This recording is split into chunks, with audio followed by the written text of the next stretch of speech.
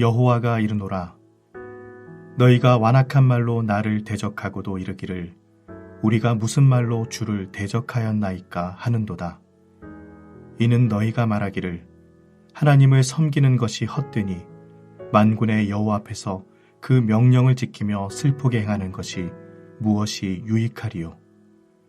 지금 우리는 교만한 자가 복되다 하며 악을 행하는 자가 번성하며 하나님을 시험하는 자가 화를 면한다 하노라 함이라.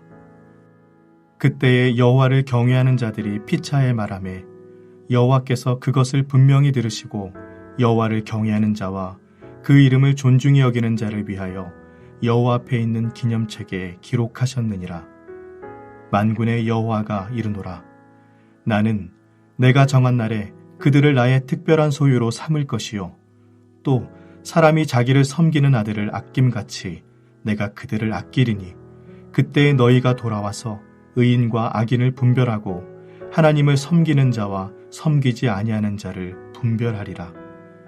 만군의 여호와가 이르노라. 보라, 용광로 불같은 날이 이르리니 교만한 자와 악을 행하는 자는 다 지푸라기 같을 것이라.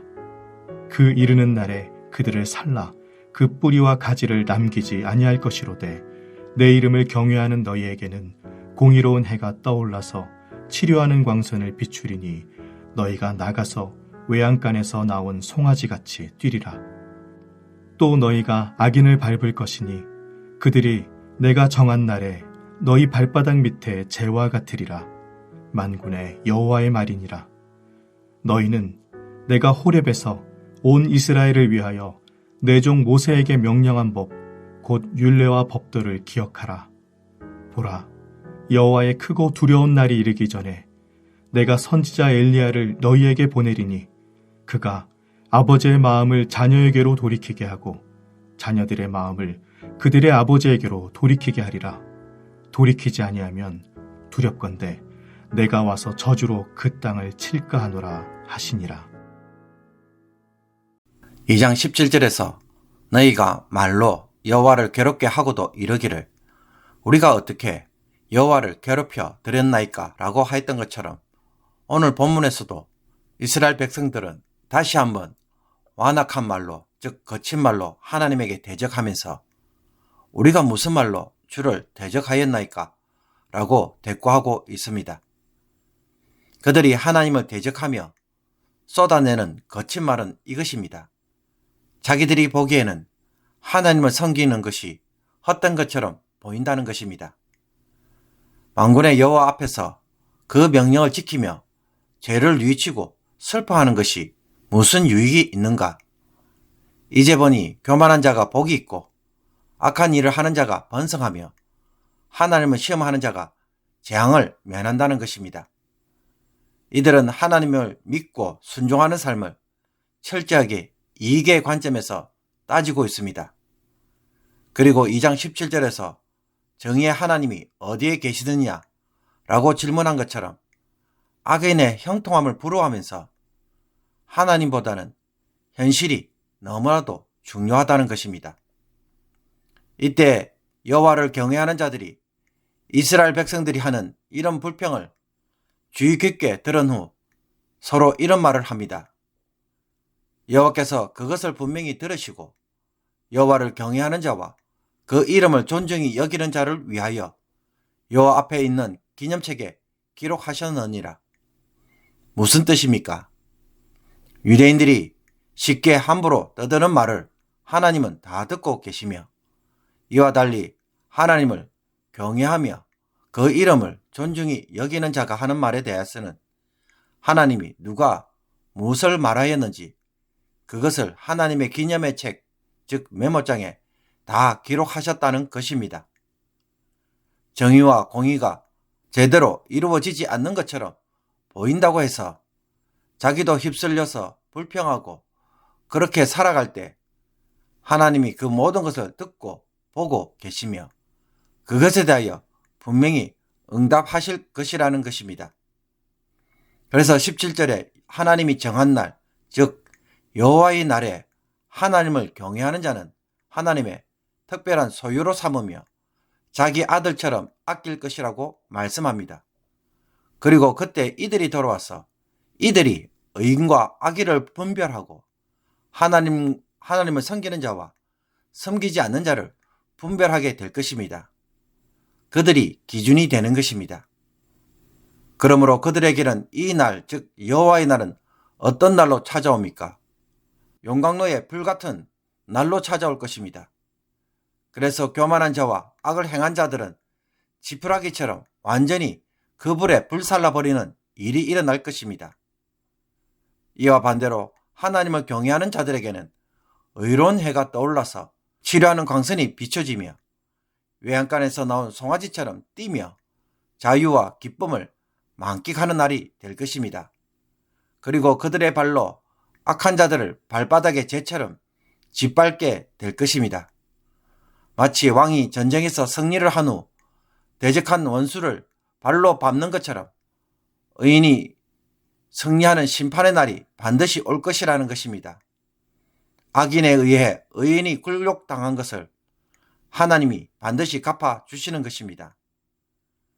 그런 후 말라기는 두 가지 말씀으로 모든 말씀을 마무리합니다.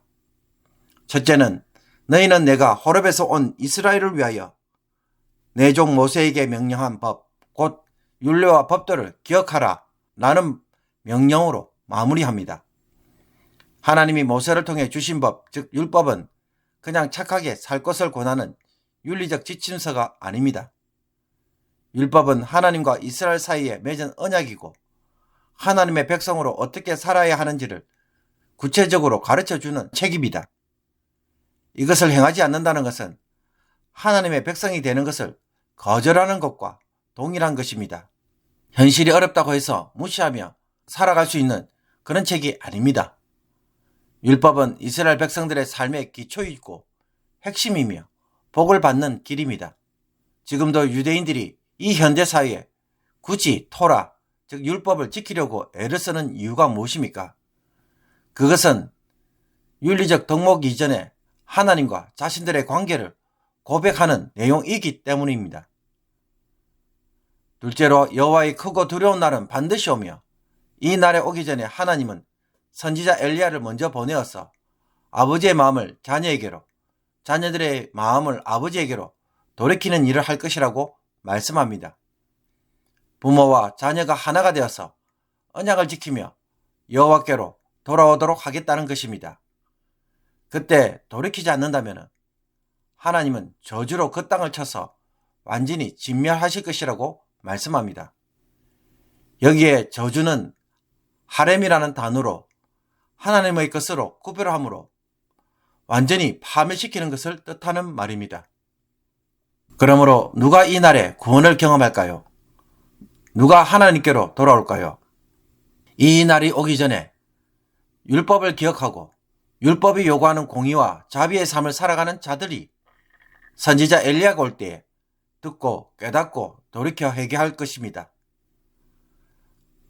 하나님이 세례요한을 엘리야로 보냈지만 당시에 유대인들은 어떻게 반응하였습니까? 세례요한에게 세례를 받으러 나오는 자도 있었지만 그를 전혀 따르지 않는 자들도 상당히 많았습니다.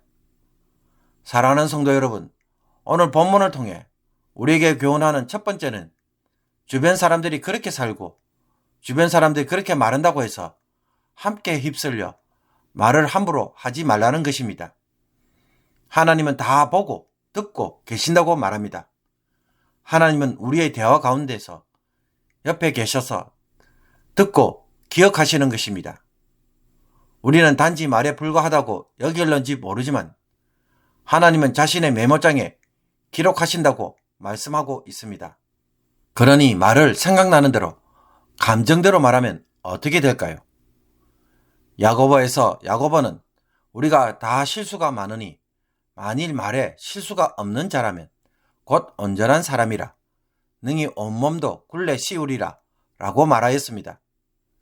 야고보는 말에 실수만 없어도 그 사람은 온전한 사람이라고 말합니다.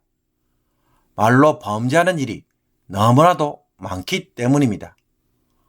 오늘 여러분이 한 말을 모두 주님이 듣고 기록하신다면 어떤 말을 해야 할까요? 말에 재갈을 물리고 조심하는 하루가 되기를 원합니다. 그리고 오늘 본문을 통해 둘째로 하나님은 우리에게 거듭거듭 세상에 휩쓸려 가지 말라고 말씀하고 있습니다. 세상에서 살다 보면 우리는 종종 공의와 정의보다는 죄와 타협하는 것이 성공의 원리가 되는 것처럼 수없이 유혹받습니다. 나도 그렇게 하면 성공할 것 같습니다. 그러나 성도가 그렇게 해서 성공하였다면 그 대가가 무엇인지 다시 한번 생각해 보아야 합니다. 죄와 타협한 자들에게 여호와의 날이 반드시 심판의 날로 찾아온다고 말씀하고 있기 때문입니다. 심판을 통해 행한 것에 대한 대가를 반드시 지불한다는 것입니다. 혹 이 말에 어떤 사람은 그때 가서 돌이키면 되지 않는가 라고 말합니다. 여러분, 죄와 타협하게 되면 사람은 돌이키지 못합니다. 거짓말을 하면 계속 거짓말로 앞의 것을 듣고 나중에는 손을 쓰지 못하게 되는 것처럼 사람은 악을 행하게 되면 그때부터 악에 사로잡혀 노예가 됩니다. 말라기 선지자는 그날이 갑자기 찾아온다고 말하였습니다. 그러니 준비된 자만이 심판의 날이 아닌 구원의 날로 경험하는 것입니다. 하나님이 노아에게 방주를 만들도록 하였을 때에 누가 방주에 올라탈 수 있었을까요? 오랫동안 방주를 짓는 준비한 그의 가족들만 탈 수 있었습니다. 우리는 오늘을 바라보고 사는 자들이 아니라 늘 끝을 바라보고 살아가는 자들입니다. 역사의 완성을 바라보고 오늘을 살아가는 것입니다. 여러분은 자신의 삶의 끝을 어떻게 끝맺기를 원하십니까? 심판의 날이 아닌 구원의 날이 되기를 원한다면 현실의 이익보다는 믿음을 통해 주어지는 희생과 고난을 증거로 삼는 자들이 구원의 날을 맞이할 것입니다. 이익에 따라 생각하는 마음을 과감하게 버리고 말씀이 주는 복에 더 민감한 자들이 되기를 주님의 이름으로 축복합니다. 기도드리겠습니다. 멀리 계시는 것이 아니라 나의 일거수일투족 모든 것을 보고 듣고 계시는 하나님, 늘 하나님 앞에 서 있음을 알고 살아가는 자들이 되게 하여 주시옵소서. 거친 말과 불평과 원망, 비난과 정죄로 죄를 쌓아가는 자들이 되지 않게 하여 주시옵소서. 거친 마음으로 자기를 방치하지 않게 하옵소서. 하나님을 경외하는 자들은 어떻게 사는 것인지를 알고 오늘도 현실이 아닌 하나님 때문에 결정하고 살아가는 자들이 되게 하여 주옵소서. 하나님의 선하신 뜻을 위해 기꺼이 희생하는 성도, 하나님을 사랑할 줄 아는 성도의 모습을 오늘 주님 앞에 고백하는 귀한 날이 되게 하여 주시옵소서. 예수 그리스도의 이름으로 기도하옵나이다. 아멘.